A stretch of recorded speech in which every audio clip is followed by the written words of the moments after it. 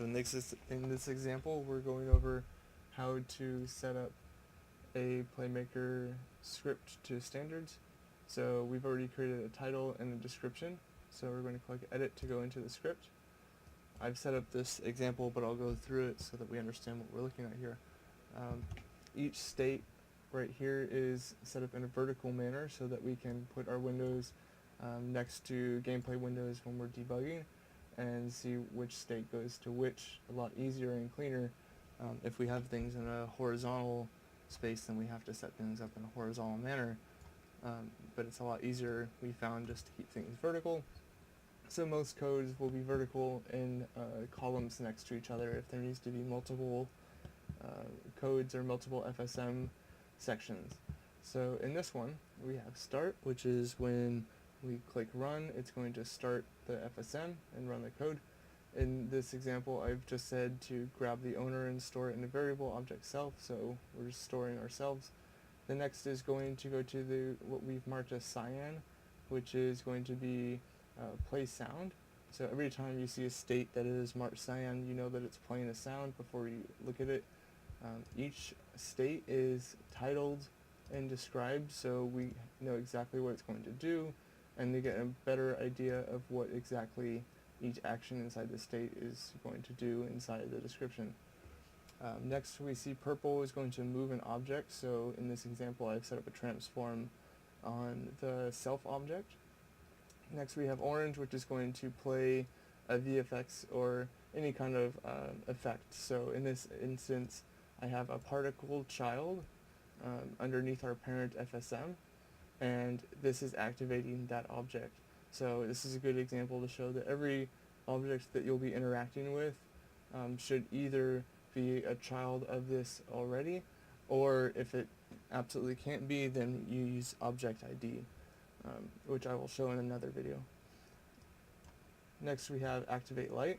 So in this example, I'm activating our example child light. So we already have this object because it's a child, so we're safe from prefab changes. Next, we have create instance. So in this example, everything green is going to stand for creating or spawning an object. So if we don't have something that's a child, then and we need to create an object, say we need to create a particle effect for every time some other particle hits the ground, then we would use this one. This will be least used probably because most of the time, like I said, you should be activating and using objects that are stored inside your parent. But in cases that you need to create an object, it's easy to see this state is the one that's doing it because it's green. And lastly, we have our send event. So in this example, we're sending event to our child Playmaker example underneath our parent, and this child is being told to send its checkpoint event. So if we look over here to the left, we see another column. This is our checkpoint. Every time, if the code runs, we will have another code that says that this code is run, and that when the player spawns a checkpoint, it will play this, which will be your finished state of this code, or at least to the portion of this code that it needs to be in for the checkpoint. So what that means is if the player gets halfway through and say this part, activate lights, and then we create something right here, and then they don't get to this, then our checkpoint code will log that, and then when we go to over here, this would be our checkpoint instance. So basically it would be these portions.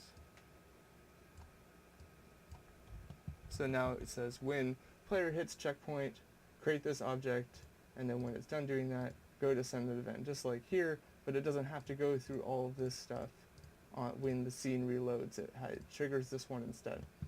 So to get this checkpoint, we go over to events, and we just create an event, so we say example event, and then to enable us to call this event outside of the FSM, we click this little checkbox that makes it a global so that we can right click here, say add global transition, and then we'll say example event.